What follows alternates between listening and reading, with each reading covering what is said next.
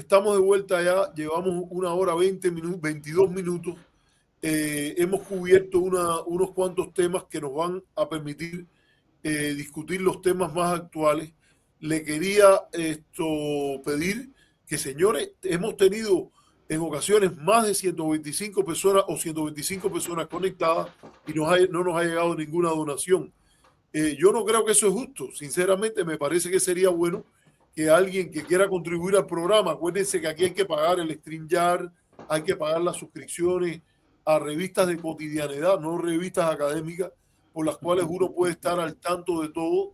Servicios, por ejemplo, como el de CNN, que estábamos suscritos y fuimos los primeros que contamos sobre lo que había dicho Hammer a través de fuentes que él había dicho que prepararan las mochilas, los bags que a lo mejor se tuviesen que ir de Cuba, porque ahora venía el bloqueo de verdad, y eso, por ejemplo, no lo hubiéramos podido tener si no hubiésemos estado suscritos al servicio especial de CNN a este respecto. Así que, por favor, el que pueda que nos ayude, porque estamos haciendo un servicio también comunitario, y, por ejemplo, el favor que nos hace un académico de la talla de Mauricio, que viene a conversar con nosotros. Mauricio, antes de pasar a la parte, así que, y además, señores, no le cojan miedo, porque estos días los hemos tenido calenticos. Gente poniéndonos insultos en Facebook, insultos en el canal de YouTube, mandándonos insultos, sectores de estos recalcitrantes de Miami, liderados por Alexander Otaola, el propio Mario Pentón, que después a su momento le daremos una respuesta apropiada, pero que están tratando de demonizarnos. No toma miedo. Esta gente no tiene para hacernos daño. Pero si además usted lo quiere hacer de manera discreta para que el macartismo no lo convierta en objeto del ataque, usted puede ir y hacernos una donación por Cele a el correo turilevi@aol.com, que sale en el ticker que rueda debajo de la pantalla. Entonces, te propongo un momentico ver una entrevista que tuvimos con CNN sobre el tema de la crisis que hay ahora, y vamos a verlo y después seguimos conversando. Vamos a ponerlo un momentito. El presidente Donald Trump y la presidenta Sheinbaum están ofreciendo versiones distintas sobre los envíos de petróleo a Cuba ante los aranceles que ordenó el presidente Trump la semana pasada a países que estén proveyendo de crudo a la isla. Por una parte, la presidenta Claudia Sheinbaum negó el domingo haber hablado con el presidente Donald Trump respecto de ese tema. Dijo que enviaría a Cuba ayuda humanitaria como alimentos y Yo lo estoy escuchando bien, ¿eh? Está en el aire. Vía diplomática. Horas después, este lunes, esta tarde, el presidente Donald Trump insistió que México dejara de enviar petróleo. El sábado había dicho que se lo había pedido Trump personalmente a la presidenta Sheinbaum. Escuche las declaraciones más recientes del presidente Trump. It's a failed nation now, and they're not getting any money from Venezuela, and they're not getting any money from anywhere. It's a failed nation. Mexico is going to cease sending them oil.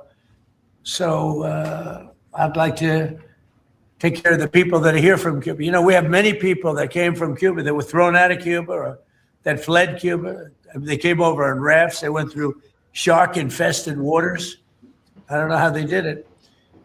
And that was many years ago. Many would like to go back. Many would like to at least visit their relatives.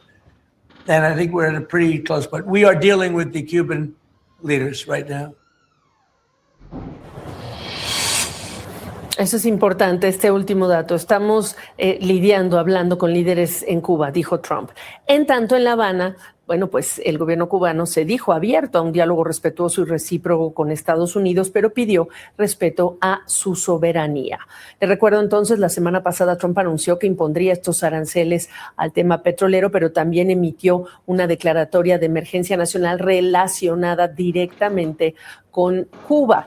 La Cancillería cubana rechazó la caracterización que hizo la administración Trump, dijo que condena el terrorismo, contrario a lo que dijo la administración Trump. Se manifestó además dispuesta dispuesta a reactivar la cooperación bilateral contra el crimen transnacional y negó, como dijo la administración Trump, albergar bases militares o de inteligencia extranjeras. El canciller ruso Sergei Lavrov, mientras tanto, habló este lunes con su par cubano, Bruno Rodríguez, para reiterarle el apoyo político y material y también rechazó la presión económica y militar contra la isla. En un comunicado, el Ministerio de Relaciones Exteriores ruso habló de obstrucción al suministro de energéticos, aunque sin mencionar directamente las medidas de Estados Unidos, de Washington, de la administración Trump en este sentido.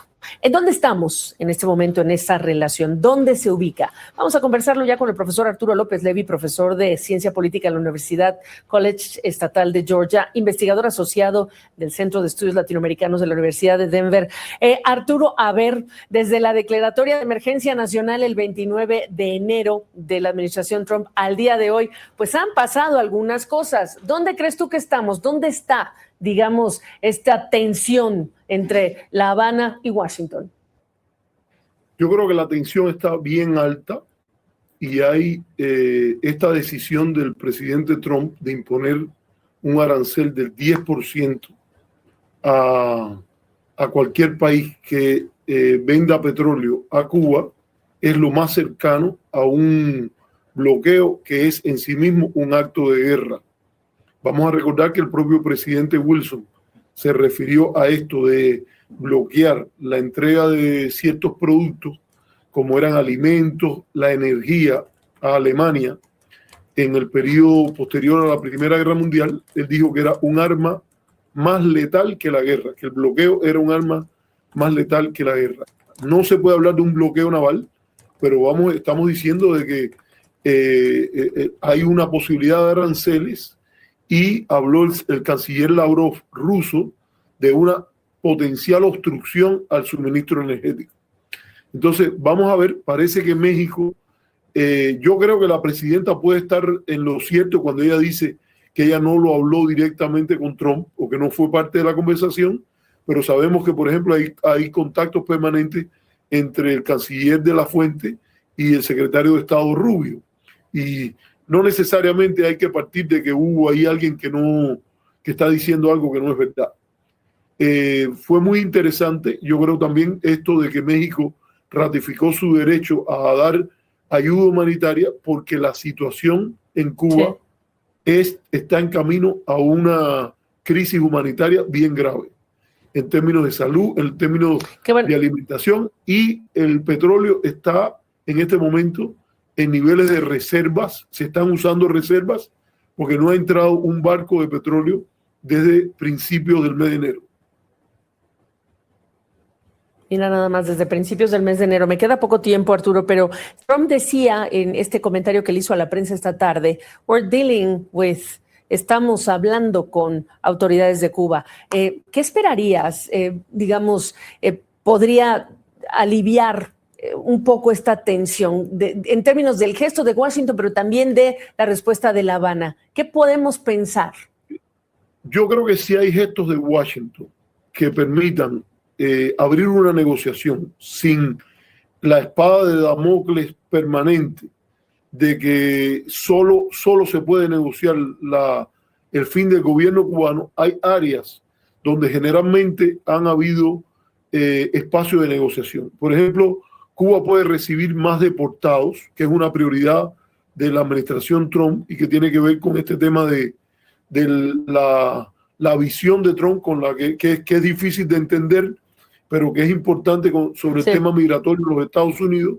Cuba también podría hacer excarcelaciones. Hay un grupo grande de presos a partir de las protestas del 11 de julio de 2021, donde ha habido demandas de la administración anterior y la de esta, de que se produzcan excarcelaciones, y eso puede hacerse y si hay un ambiente con una posibilidad de mayor distensión y como parte de negociaciones. Yo creo que también en la economía el gobierno puede moverse a abrir privatizaciones, descentralizaciones, por ejemplo, elecciones municipales competitivas. Son áreas donde se podría explorar aperturas de política y económica por parte del gobierno cubano. Pues vamos a ver entonces, esto apenas se habla de una muestra, de algún gesto, de algún tipo de diálogo. Ya veremos. Gracias, Arturo López Levy. Buenas noches. Qué gusto. Así siempre es un placer. This is the most convenient bra to wear for seniors. Made by a 70-year-old. Bueno, salió ahí, no te estaba ahí, salió ahí una ¿puede parar? Yo te estoy escuchando. Lo estoy parando ya. Tú sabes cómo es eso, los anuncios que vienen detrás, nadie sabe. Entonces ya hay un anuncio muy bueno, unos ajustadores que tiene que ver De mucho ropa interior femenina. Sí, de ropa interior femenina que tiene que ver mucho con lo que estábamos hablando aquí. Sí, de alguna forma, sí. Retornemos a donde estábamos, porque es que esto es, ahí vamos a terminar en esta discusión de lo que ha estado pasando últimamente, etcétera. Yo quiero llamar la atención, nada más dejarlo, porque eso lo vamos a discutir en el próximo programa, posiblemente mañana o pasado, que Trump ha dicho que hay muchas personas que no han podido retornar a la isla y que no los han dejado ver a sus familiares. Y yo nada más que voy a indicar aquí que a mí me parece que no hay una lista transparente de eso, de las personas que no se les permite retornar a la isla. Uno solo que tenga el derecho reconocido en el artículo 12, en el artículo, creo que es el 12 o 13 de la Declaración Universal y el 12 del Pacto de Derechos Civiles y Políticos sobre la libertad de entrar y salir al país de origen. Yo creo que haya uno es incorrecto, para que quede claro por dónde voy a venir. La declaración es nuestro modelo. Nosotros no somos, en este programa, no somos de los que decimos que el derecho internacional me vale nada. Nosotros al contrario, este programa habla de discusión sobre Cuba de una manera leal al país, leal a los derechos humanos, porque nosotros sí nos lo tomamos en serio. Y no estamos de acuerdo con agresiones, ni con violaciones y uso de la fuerza no contemplados en el derecho internacional, y por tanto nos tomamos en serio la Declaración Universal y el Pacto de Derechos Civiles y Políticos. Nosotros somos los que decimos aquí, si usted es activista pro bloqueo, usted no es un activista de derechos humanos. Pero como nosotros sí somos activistas de derechos humanos, consideramos, después si tú quieres no te tienes que sentir comprometido con lo que yo estoy diciendo, Mauricio. No, yo no veo problema. Yo si no estoy de acuerdo con algo lo digo, pero estoy totalmente de acuerdo con lo que estás diciendo. No tengo ningún problema con eso. Lo puedes decir sin ningún problema. No, pero no estoy de acuerdo. Fíjate que yo no te he puesto a hablar de que Otaola dice que yo luzco avejentado. A mí me parece que salí muy bien. Me vi ahí en la conversación con Gabriela Fría y no luzco tan avejentado, pienso yo, ¿no? Es que también la cámara a veces yo me pego y se ve más grande. Pero no tienes que opinar sobre eso, ¿ok? La elegancia se lleva, tranquilo, no te preocupes. La elegancia se lleva con esta gente, la convicción. Con esta gente yo lo que hago es gozar, yo lo gozo. Esto porque, no sé, así es. Entonces yo creo que es importante que sería interesante transparentar eso, de cuánta gente realmente no les han permitido regresar a Cuba y a ver a sus familias y por qué motivos. Porque en esto sí hay razón de que en esos casos hay una violación evidente de los derechos humanos. Ahora, a mí me da la impresión que cuando Trump dijo lo que dijo ahí, él tiene una idea de que eso es masivo y general, cuando en realidad quienes están imponiendo más limitaciones para que los cubanos viajen a ver a sus familias hoy o los que están pidiendo limitaciones es la derecha pro bloqueo. Porque habría que ver cuántos casos. O sea, es importante decir, uno es una violación. Ahora, no es lo mismo decir que hay una violación, o dos, o tres, o cuatro, o 100, o 200, o 300, que si tú estás diciendo que es una violación masiva, flagrante, en la cual hay la mayoría de los que viven en Miami no les he permitido ir a la isla, y yo creo que es importante precisar eso, que lo que se trata es de preservar las personas que entran, salen y regresan al país con el importante impacto que eso tiene en términos políticos, de relajación, de apertura.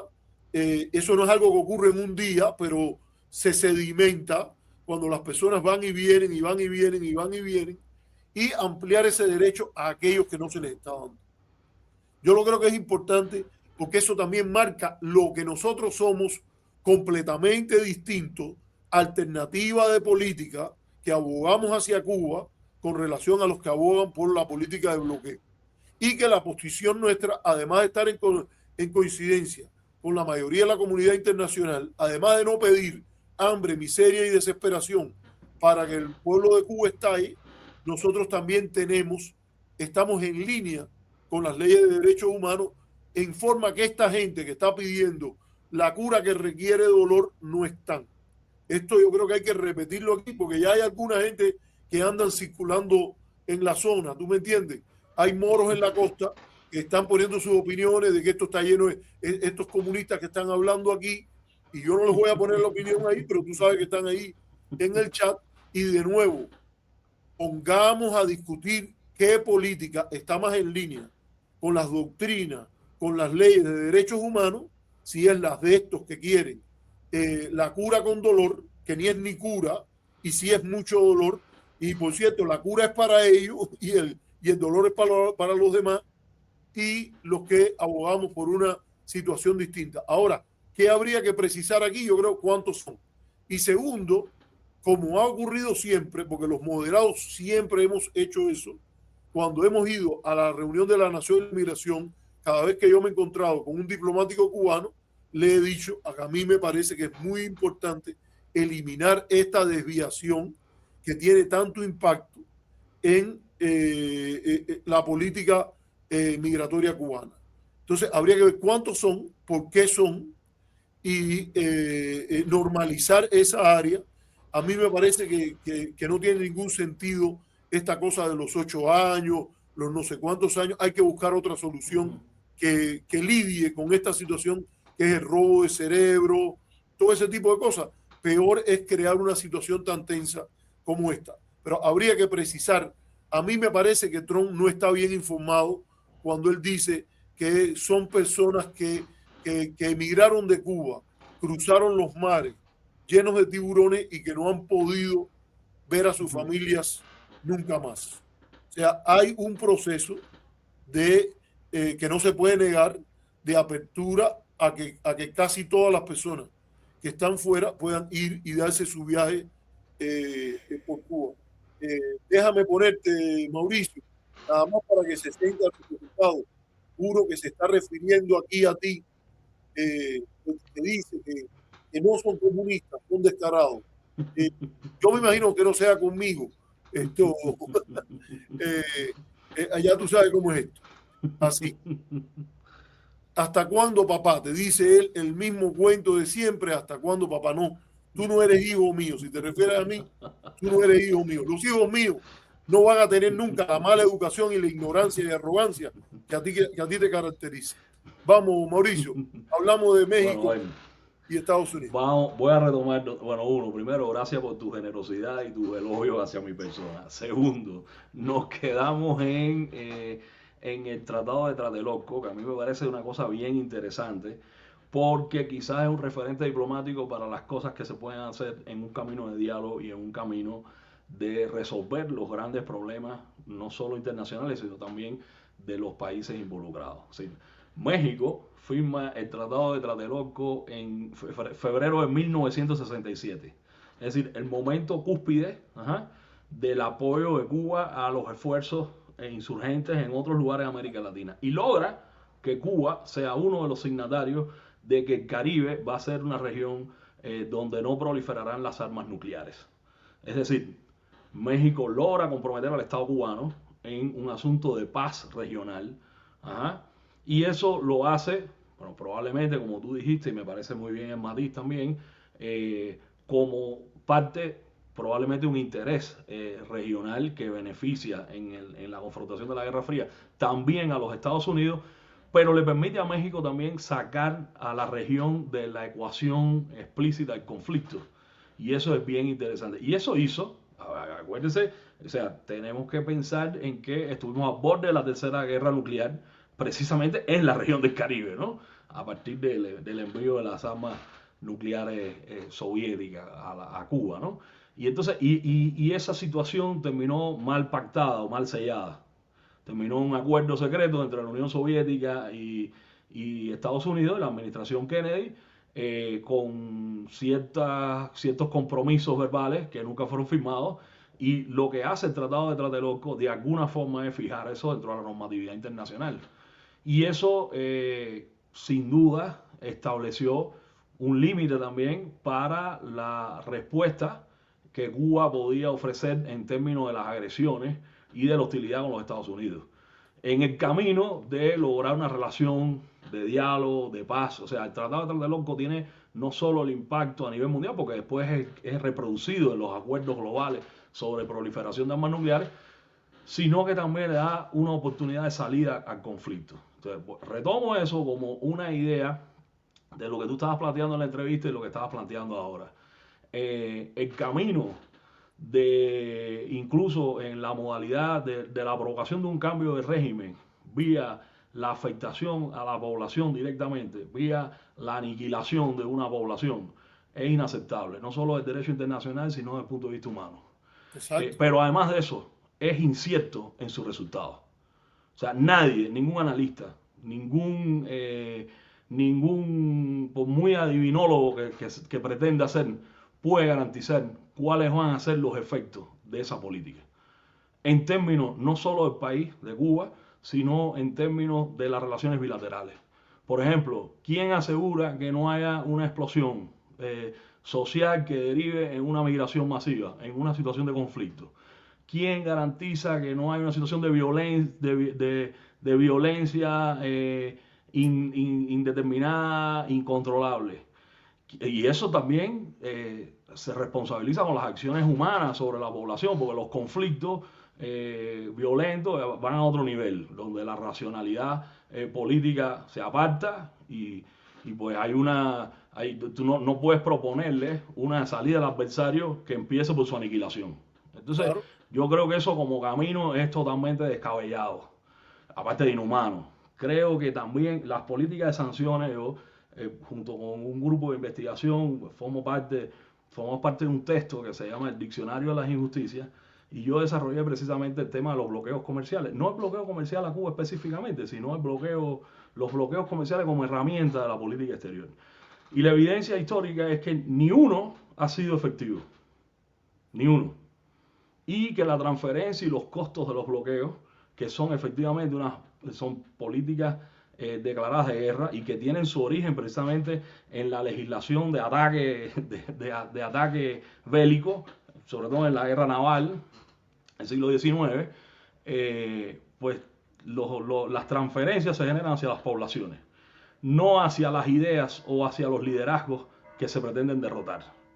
Sí, porque al final la victoria contra la Alemania nazi, la gente que pone ese ejemplo, no se dio porque hubo un bloqueo, se dio porque hubo una conflagración y hubo una alianza mundial, internacional, etcétera. O sea, eso es otra cosa, ¿no? El caso que a gente que apuesta por esa solución, el caso de Sudáfrica, fue una fantasía. Les vendieron las compañías las patentes al régimen del apartheid y el bloqueo se convirtió en una cuestión de papel. Y así todo, los costos que pudo provocar eso lo que aumentó fue la violencia, la represión del apartheid hacia las comunidades negras.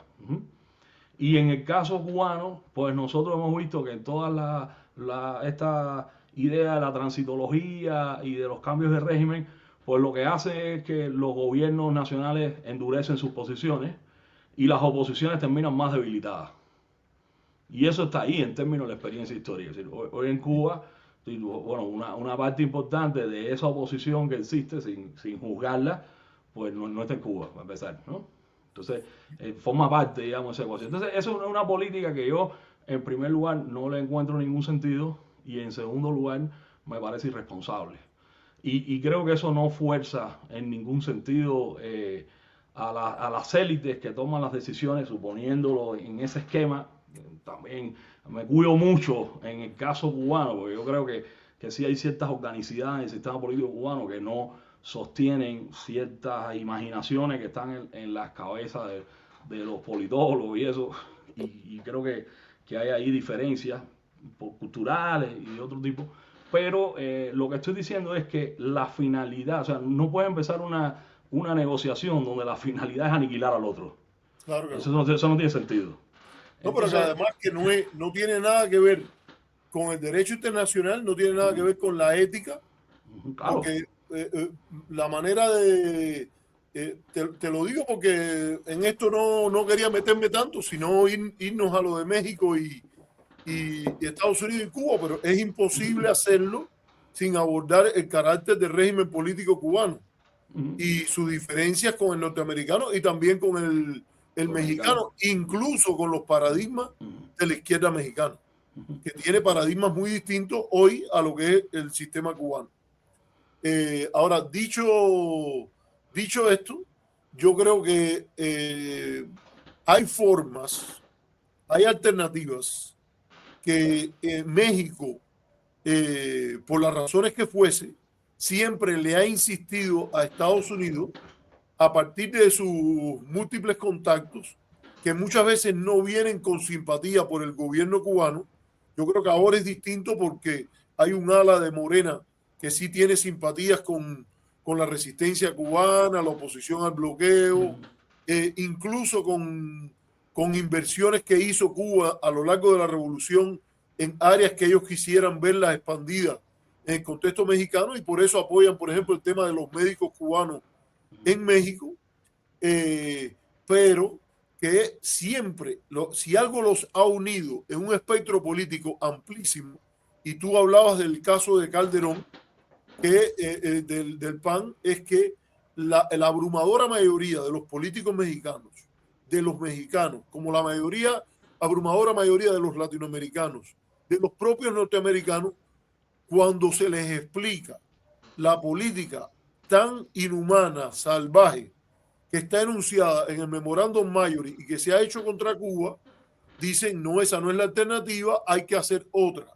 Y entonces hay gente que en los últimos tiempos, bueno, primero siempre ha habido quien desde Estados Unidos ha querido esta política para que lo impongan en el poder en Cuba, para que vayan las botas norteamericanas desde una intervención provocada a raíz de la expedición de Valle Cochino hasta hoy por otras vías, para que ellos puedan tener un chance en política cubana que nunca se ganaron, en parte porque tienen responsabilidad en que la situación se deteriorara tanto como se deterioró. Yo no digo que el gobierno cubano no tuviese estas simpatías, ni Fidel, ni Raúl Castro.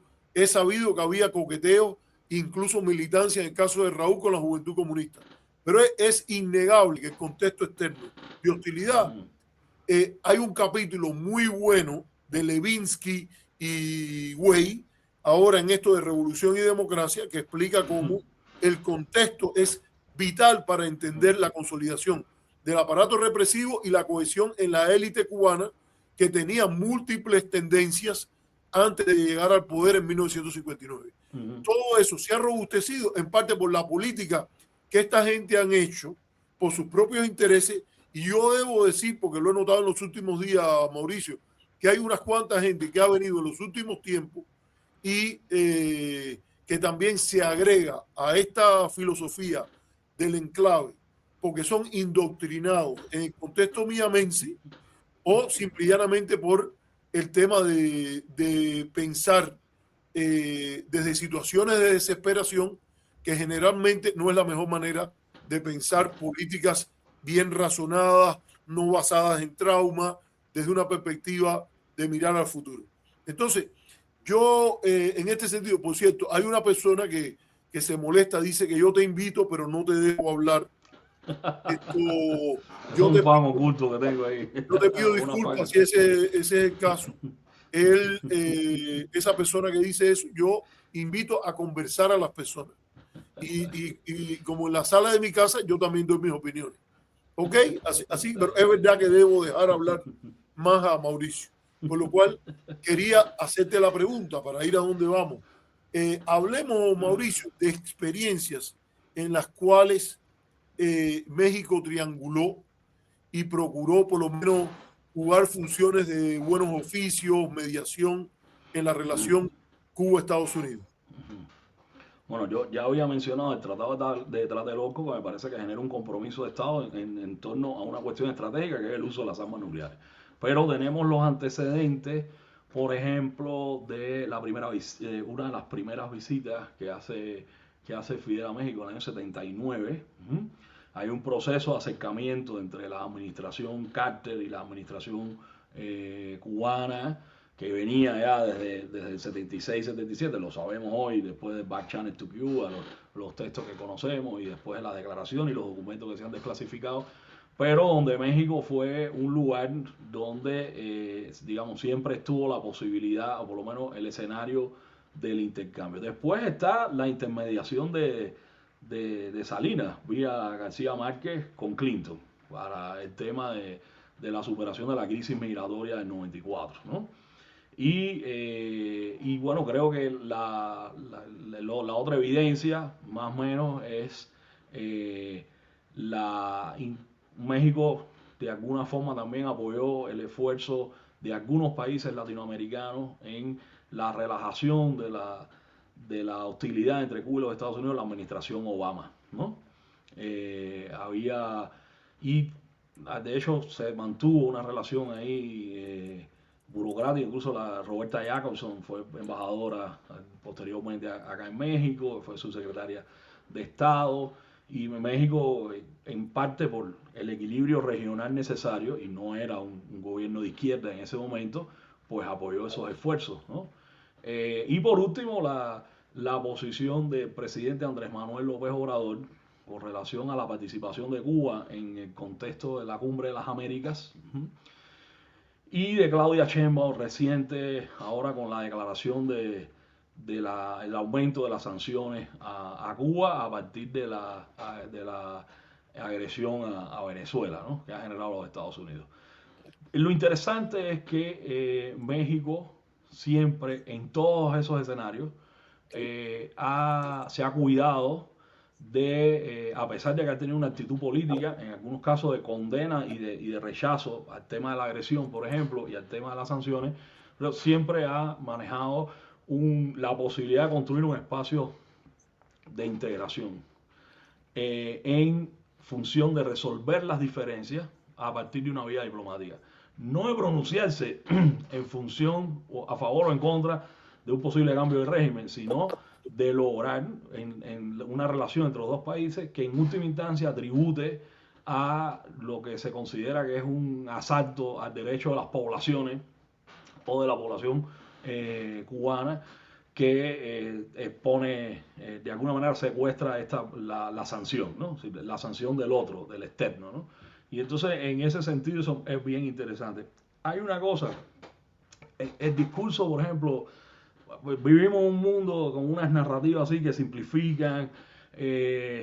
A mí a veces Trump también lo hace, creo que incurre en ese error. Por ejemplo, cuando uno consulta los estudios que se han hecho en la Universidad de la Florida sobre la posibilidad, la perspectiva de parte de la migración, aparece que casi un 90%, entre un 80 y un 90% de los que residen ahí jamás volverían a recuperar su vida en el país de origen. Claro, también eso uno puede decir que por la forma en la que subsisten ciertas restricciones, pues la gente prefiere proyectar su futuro en otro lado, pero por lo menos no está bien informado el presidente, ¿no? De que no es que hay 2 millones de cubanos esperando a que haya un cambio de régimen para mudarse.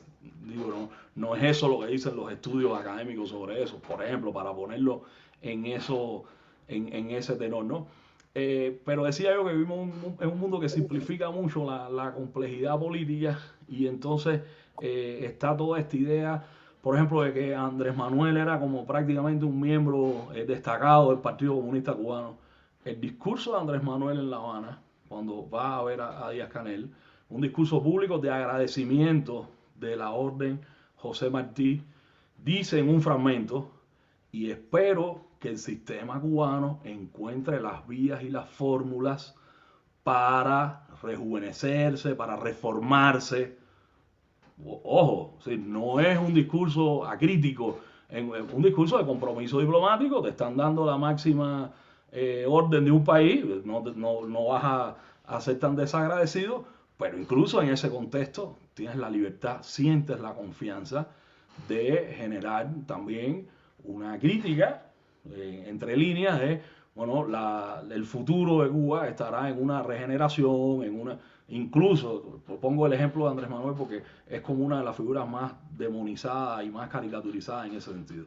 Igual pasa con la presidenta Claudia Sheinbaum, es decir, los Estados Unidos en esta relación trilateral tienen que comprender que Cuba es también un factor de equilibrio regional para México. Y entonces, en ese sentido, pues a los Estados Unidos mexicanos no les conviene una crisis, una guerra, un conflicto civil en Cuba, un colapso económico de Cuba, de Cuba como país, digo, ¿sí? Más allá del tema de gobierno, pero tampoco, y creo que a los Estados Unidos le convendría en ese sentido. Si uno quiere acompañar un proceso de cambio, tenemos también el ejemplo histórico de que las medidas de aproximación, que es como se llama eso en política, ¿no?, generan más resultados que las políticas de enfrentamiento, ¿no? Y el mejor ejemplo de eso creo que fue la administración Obama. Es decir, porque además hoy uno se pone a pensar qué cosas le reclamaba el gobierno de los Estados Unidos al gobierno cubano hace 30 años. La mayoría de esas cosas están cumplidas. Libre mercado, inversión extranjera, respeto a la propiedad. Es decir, salvo las concesiones de índole político, que tienen que ver ya con la imposición de un sistema político, que me parece que eso sí es un asunto totalmente responsabilidad de los cubanos, donde no debe intervenir un gobierno extranjero. Esa es mi posición. Pues me parece que además son procesos que garantizan la posibilidad de cambio de una manera orgánica y de una manera menos costosa, bueno, en mi criterio y en la experiencia histórica de los ejemplos históricos que he revisado. Pues digamos la posibilidad de exigirle a Cuba ciertas concesiones, pues ya en términos prácticos muchas de esas concesiones, es decir, Cuba por ejemplo ha regularizado parte de su política migratoria. Están los problemas que tú mencionabas, pero hace 30 años no era así. Cuba ha establecido una política distinta con relación a sus propios ciudadanos, con relación a la participación en negocios, en actividades de libre comercio. Entonces diría, bueno, a ver, ¿qué les puedes exigir en ese sentido? Ha ido cambiando la agenda. Es decir, si no reconoces eso, estás partiendo de una premisa falsa. Y eso puede ser costoso en el corto plazo. Es decir, porque también los Estados Unidos creo yo que no deben ignorar que también hay una gran parte de la comunidad cubana que también tiene posicionamiento con relación a Cuba. Hay algunos datos bien interesantes que marcan rechazo, incluso de órganos que no se pueden acusar de ser comunistas o socialistas o parte del gobierno cubano, que por ejemplo hacen una encuesta en un público bastante parcializado, que es el público de las redes, y gana la opción de que las medidas económicas, aumentar las sanciones económicas, dañan a la población. Y estamos en un público, en términos de comunicología, bastante parcializado, ¿no? Entonces, los Estados Unidos creo que debieran también interpretar que no solo el equilibrio regional, sino también su posibilidad de generar una respuesta a sus desafíos globales que ellos han definido, pues también tendría una posibilidad distinta en una política de acercamiento. Esos mismos desafíos globales, como pueden ser la expansión de la capacidad económica china. Bueno, el gobierno Andrés Manuel López Obrador les propuso reinterpretar una especie de integración panamericana desde otro sitio. Hay una posibilidad. Entonces, en un contexto donde el latinoamericanismo ha sido concebido siempre en oposición al panamericanismo, y viene Andrés Manuel en ese discurso que tú has mencionado, claro, y él no usa la palabra panamericanismo, él dice un nuevo americanismo. pero y dice, extiende la frontera martiana. Ya claro, la integración regional ya no es el sur del Río Bravo, ya exacto. incluye Canadá. Eso es una No, propuesta incluye a Canadá y interesante. incluye a los Estados Unidos. Incluye a No, Canadá o sea, e claro, incluye a yo los Estados resalté, Unidos. claro, incluye a los Estados Unidos como actor fundamental. Entonces, uno puede decir, oye, en términos geopolíticos, quizás a lo mejor esto fuera más eficiente, incluso aunque uno desde otra posición puede cuestionar eso, pero eso a lo mejor fuera más eficiente en términos políticos que estarte peleando con tus vecinos y que estar demandando, de estarle amenazando con un portaaviones todo el tiempo porque no veo que eso es lo que hacen que eso es lo que hacen otros actores emergentes que no son solo los rusos, ¿ok? Pues se pone el ejemplo de la guerra a Ucrania, eso no son solo esos actores, ¿no? Entonces, son políticas a más largo plazo que además van generando otro tipo de relación. Y tú mencionabas, por ejemplo, la política del buen vecino.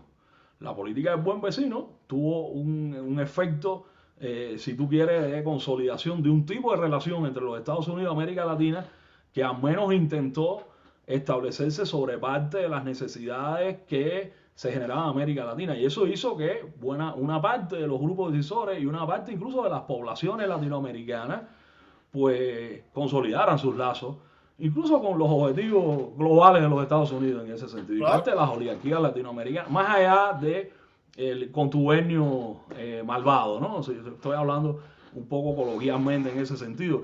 Y eso generó también un impacto cultural positivo de los Estados Unidos que afianza después las lógicas comerciales, las lógicas de porque es muy difícil comerciar en medio de los cohetes, ¿no? claro. No, Entonces, yo creo yo que, creo que mira, esas apuestas son festinadas, ¿no? Y yo creo que México ha entendido bien que este papel, yo decía, usar de mira, bisagra, ¿no? Mauricio, para ayudar a las personas a ubicarse en el tiempo, hay una persona aquí que se llama Esther Capote que dice que tú estás haciendo historia antigua, obsoleta y se ríe, ¿no? Entonces vamos a ponerle aquí a ella bueno, ya el amigo Aldo Calero rompió el celofán y nos pone la donación. Pero esta persona que te dice historia antigua, casi obsoleta. Mauricio, ¿cuándo fue la visita de Andrés Manuel López Obrador como presidente a Cuba? No, Para que fue la audiencia, hace- para que la audiencia vea, a mí me gusta a veces darle un espacio a estos comentarios. No, yo sé que tú mismo me dices, Arturo, no le dejes el espacio. Pero yo creo que es no, que hay que coger a veces opiniones fue que son representativas, significativas de todo el sector opositor radical, de su nivel cultural, de su nivel educacional, de su nivel de ignorancia, de su nivel de arrogancia.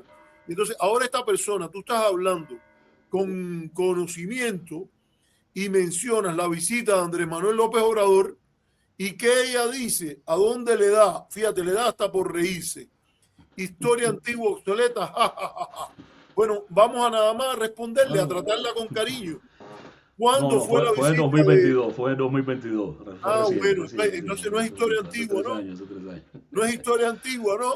Entonces, mira, Bueno, pero Esther, ve y estudia, que es importante esto. Como decía el rabino Hillel, ve y estudia. Dale, Mauricio, sigue. Disculpa que te no, tuve que interrumpir, pero estas cosas ayudan la vida, le dan no, sal eso al... forma parte de tu dinámica con la audiencia. Está bien, yo Sí, respeto eso, ¿entiendes? Bueno, me alegro que uno, bueno, al menos genere un sentimiento positivo como la risa, ¿no? Y no otra cosa, ¿no? Hay otros que generan cosas peores y sí, eso, claro. pues, se salva un No, poquito, es ¿no? que uno no le queda otro remedio de reírse, aunque esto es una tragedia, porque toda esa diseminación de intoxicación ideológica de derecha, sumada a la arrogancia que exhiben, le hace un daño enorme a la posibilidad de encontrar a través de la razón soluciones a los problemas que tiene el país y tener una opinión ilustrada, porque el principio ilustrado de la República no es ser ignorante para ser libre, es ser cultos para ser libre. Entonces, ellos hablan de libertad y entonces lo menos que tienen es la cultura necesaria para tener una conversación civilizada sobre estos temas. No, para responder un poco la pregunta e ir cerrando, sí, creo que México ha entendido de manera muy clara su papel. Creo que la insistencia de la presidenta, que sin duda ha sufrido presiones, con la amenaza de los aranceles por la venta de petróleo a Cuba, pues, pero ha dejado abierta la posibilidad. Hoy en la mañanera, en la exposición de la presidenta en la mañana, estuvo el director de Pemex y explicó, porque también eso ha generado internamente, no solo en los partidos de oposición, también en algunos sectores de Morena, la inquietud de que si México estaba perdiendo en su colaboración con Cuba. Bueno, el director de Pemex expuso que el contrato es un contrato abierto, que no hay facturas vencidas, que Cuba ha pagado puntualmente desde el 2023 los intercambios de petróleo con México y que, por supuesto, es un contrato que está sujeto a ciertos activos, porque los cubanos lo solicitan cuando tienen cierta escasez, en fin. Y bueno, si las autoridades mexicanas no tienen comprometido, pues entonces se establece el intercambio.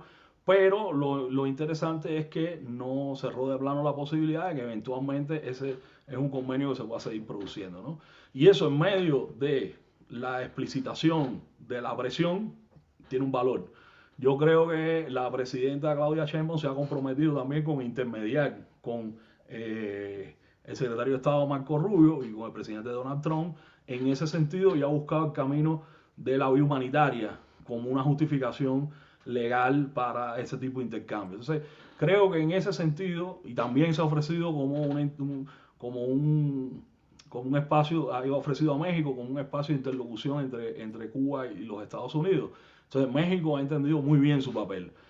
¿Quién cambió la lógica de la relación triangular? Bueno, evidentemente la administración Trump, ¿no? Había un diseño desde el Departamento de Estado de la era de Obama de que el camino era otro, que creo que además eso influyó muchísimo, por ejemplo, en la pluralización del sector de la opinión pública en Cuba. Creo que generó otros horizontes, creo que complejizó la discusión pública cubana y que también visibilizó ciertos problemas que el discurso de barricada impide. Y bueno, esa línea cambió. En la primera administración Trump, la política de Biden, pues más o menos fue continuista en ese sentido.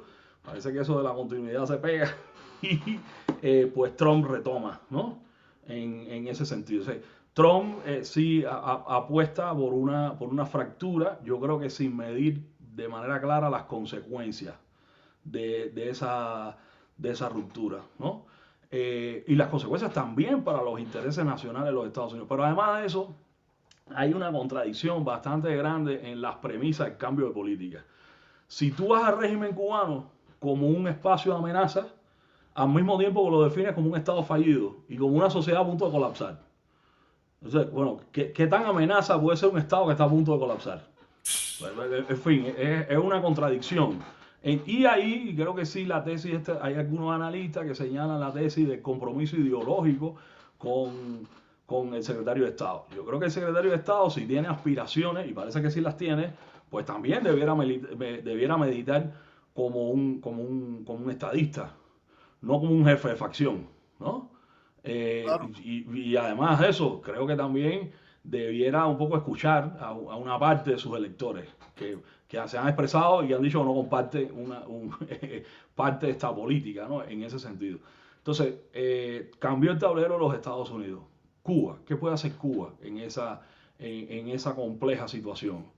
Pues creo que ante el asedio... Déjamelo ahí un momentico, porque es que aquí has hablado de algunas cuantas cosas que yo quiero que nos centremos para no perder la oportunidad de tener un especialista como tú hablando de estos temas. Yo creo que la presidenta mexicana, Claudia Sheinbaum, ha explicado muy bien y tiene la razón cuando ella hace los énfasis en que la política de Estado mexicana hacia Cuba, más allá de las orientaciones políticas, ha buscado preservar un mínimo de estabilidad por los elementos que tú has apuntado, de que y además que empezamos, fíjate que la historia cuenta aquí, porque empezamos a hablar por qué, incluso desde la época de la guerra de independencia, hay una noción de que se quiere buscar desde la perspectiva mexicana un área ahí que no se convierta en una amenaza para sus intereses. y al contrario, es una oportunidad por la crisis que hay, como las que hubo en otras ocasiones, la del 33, la del 59, esos momentos, México encuentra allí una oportunidad de como líder regional en términos de América Latina y también de Norteamérica, Norte Latinoamérica, Norte de América Latina, Centroamérica y el Caribe, la diplomacia caribeña, mexicana, y que sí ha sido una verdadera diplomacia energética.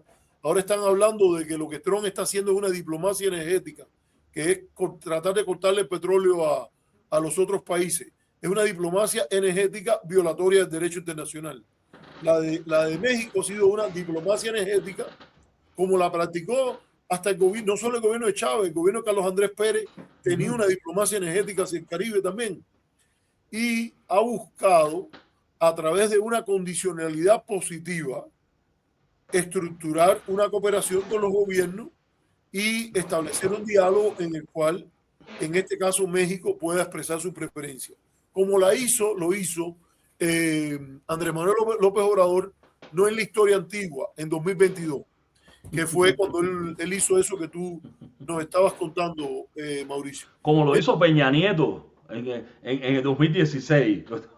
Exacto. Como lo hizo Peña Nieto, como lo hizo Luis Echevarría, claro, como lo hizo José López Portillo, que hay en Santa Clara, entre el camino a la universidad, hay un tecnológico que se llama el Tecnológico Lázaro Cárdenas, que lo inauguró, si mal no recuerdo, José López Portillo, que incluyó México cooperando en la preparación de técnicos cubanos. México fíjate cómo es esto, cuando se produce la ruptura de los otros países de América Latina con México, México conservó becas en el ITAM.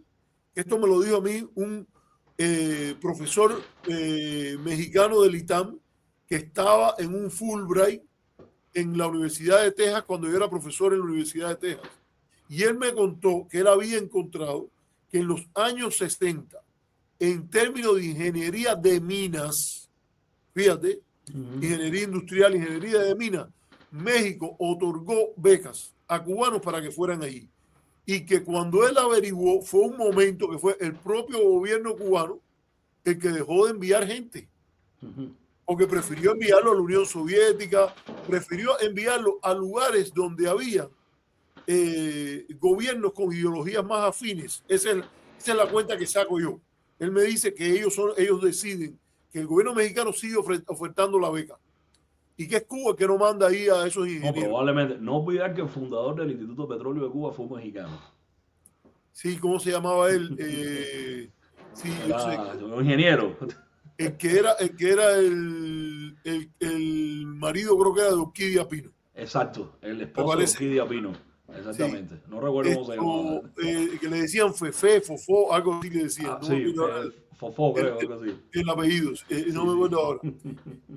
Ahora, fíjate qué interesante esto.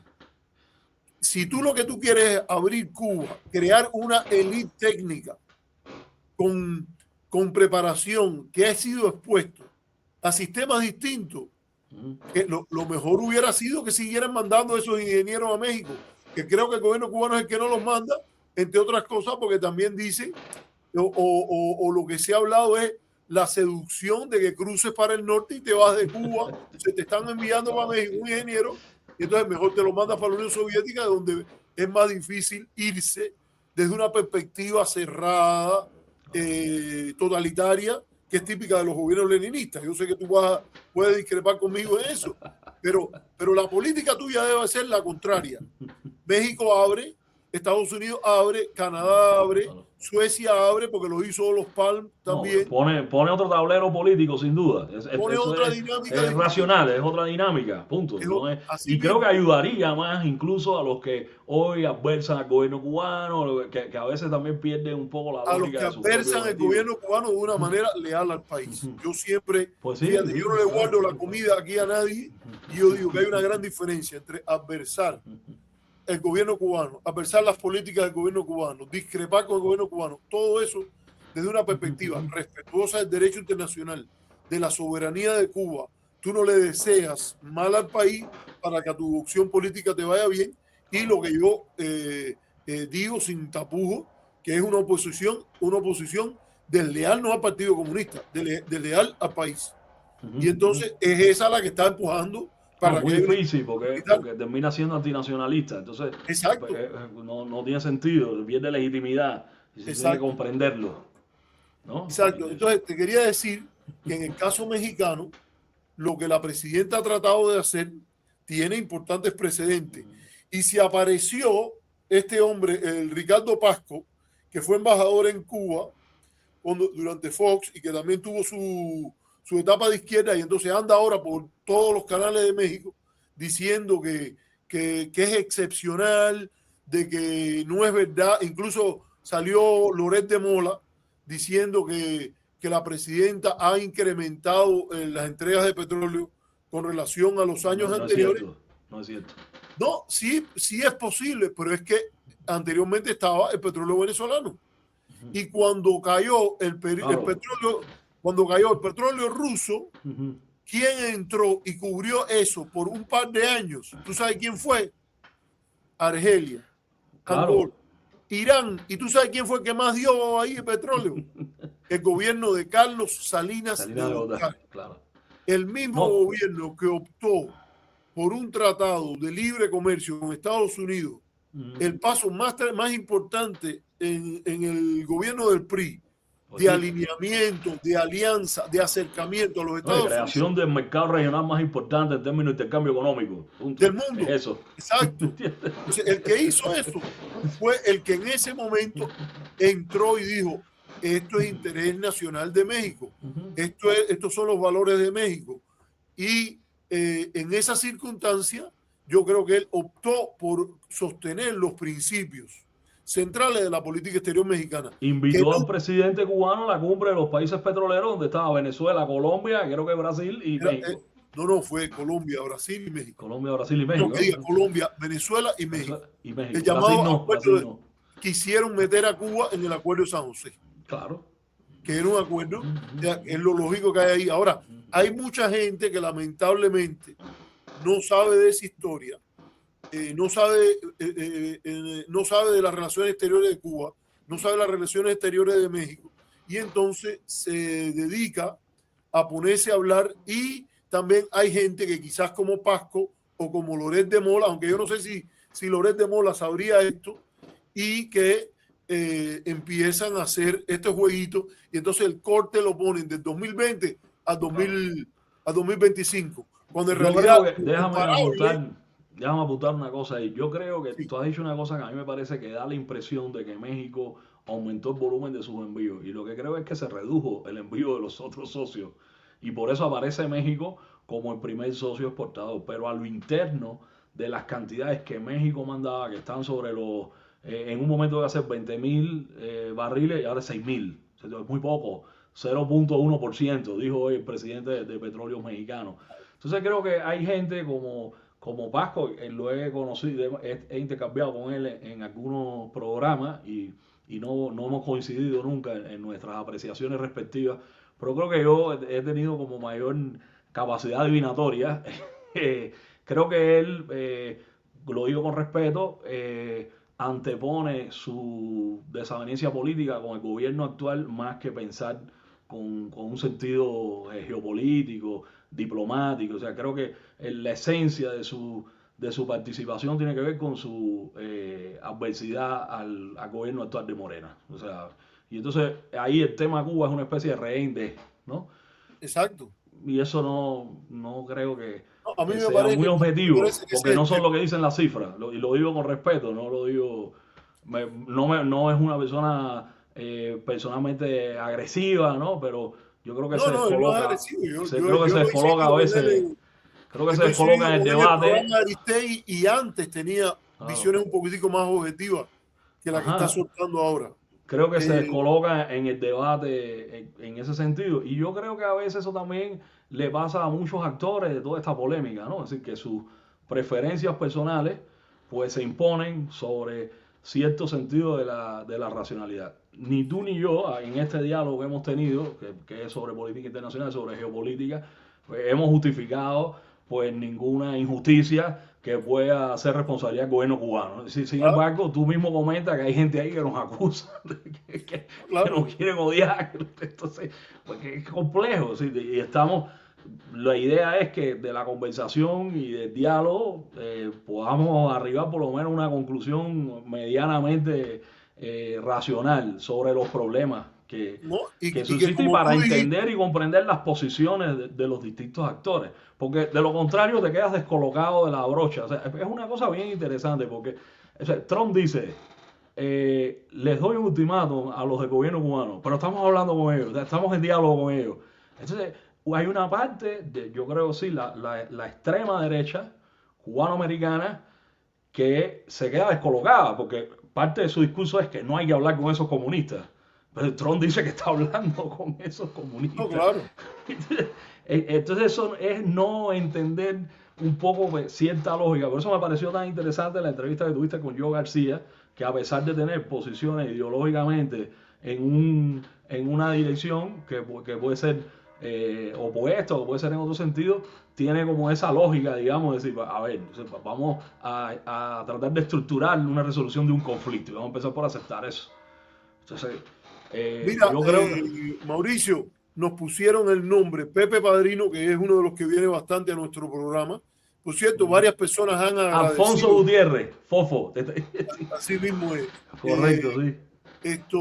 Y nuestro amigo Mendive nos recuerda sobre lo que yo dije. Yo estuve allí, o sea, yo era un niño y mi padre me llevó cuando se inauguró ese instituto.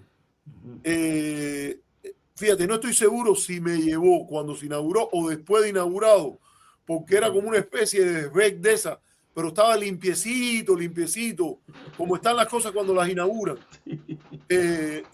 Y era ahí al lado de la universidad de la Universidad Central, universidad en donde yo no estudié, pero la siento mía porque yo corrí y crecí en esos corredores donde enseñaba mi mamá, que fue varias veces seleccionada la mejor profesora de ese plantel, y mi padre, que también era profesor ahí.